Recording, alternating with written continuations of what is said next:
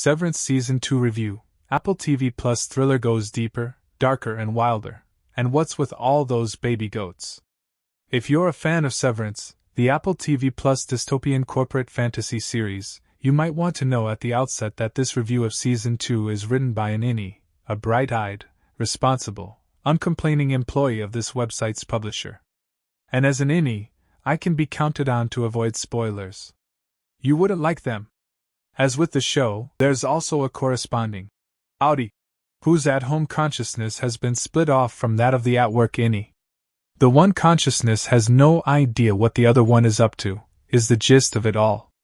However, a little birdie told me that my outie is a slob who eats almost nothing but tinned fish and is working on an unauthorized biography of Ella Fitzgerald's vocal cords. So, you don't need to worry about him. On the other hand, Severance, which launches its naggingly engrossing new second season on Friday, January 17th with a single episode, is all about an innie and his outie becoming acquainted in a dangerously haphazard way. Mark, Adam Scott, whose innie is a valued numbers-crunching employee of a mysterious corporation called Lumen Industries, has been jolted by a brief but intense spark of reconnection with his other self. Lumen, it turns out, has a lot of explaining to do after Mark realizes that one, a colleague, Miss Casey, the gorgeously enigmatic Deacon Lockman, has up and vanished from his daily work life, and two, in Mark's outie existence, Miss Casey was actually Gemma, his dead wife. Add as many exclamation points and question marks as you'd like. This hands management a gift-wrapped HR crisis that becomes a PR nightmare when the public gets a whiff of how the innie-outie program, which was already controversial, is plagued by profound kinks in its operation. Headquarters goes to work cleaning up the problem and getting Mark back to work on a project known as Cold Harbor. Meanwhile, Mark is determined to solve the Gemma/Miss Casey question and rescue either or both of them, preferably both, from the labyrinth of Lumen's corridors and conference rooms.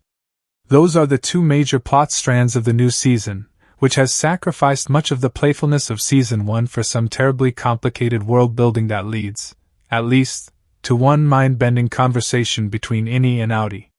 But, as executive producer Ben Stiller told the New York Times, the show has to continue on its journey, and can't stay just doing the same thing.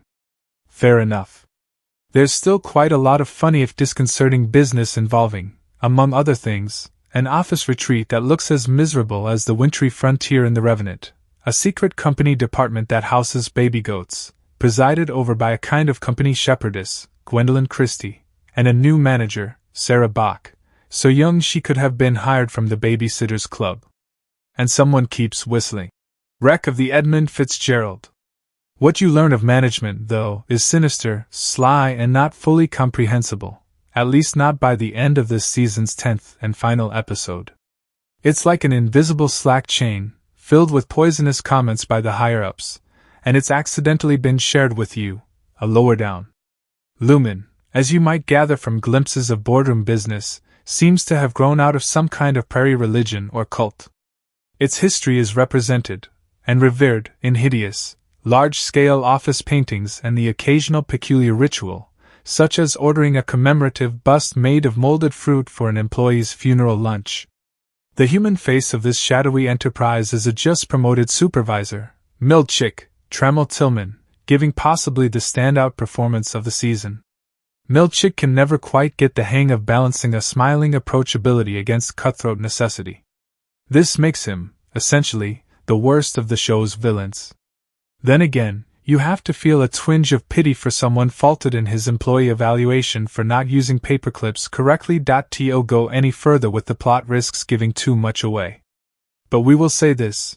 Mark's determination to retrieve his wife/colleague from the corporate underworld has a nice suggestion of the ancient myth of lyre-strumming Orpheus, who tried to lead his beloved Eurydice up from the realm of the dead.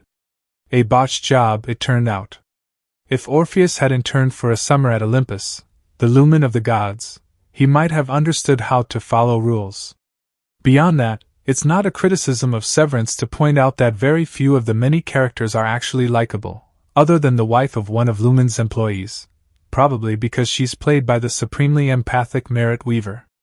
But even she commits what amounts to a serious betrayal. Like most top-drawer series these days, from Succession to Ripley, Severance starts with a strong concept and then drives it up into a long and even stronger narrative. Everyone in this story is given enough of a psychological, motivational nugget to propel them from season to season, but ultimately you perhaps care about their circumstances more than you care about them as individuals.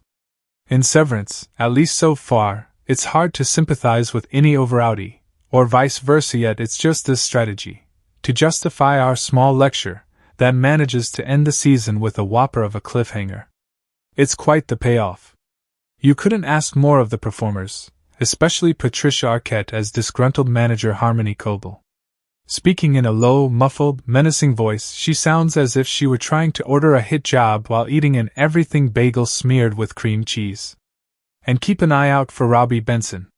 He turns up looking colorless and strangely intense, like an undertaker about to adjust a satin pillow